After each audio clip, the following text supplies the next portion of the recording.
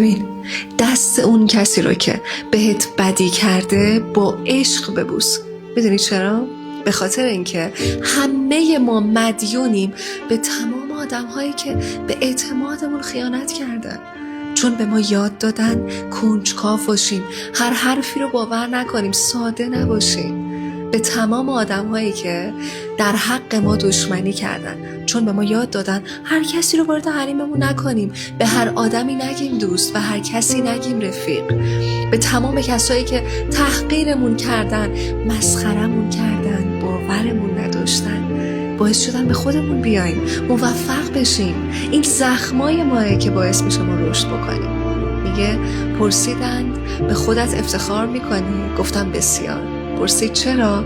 گفتم چون هیچ کس نمیدانن من چندین بار خودم رو بازسازی کردم که زندگی الانم رو داشته باشم.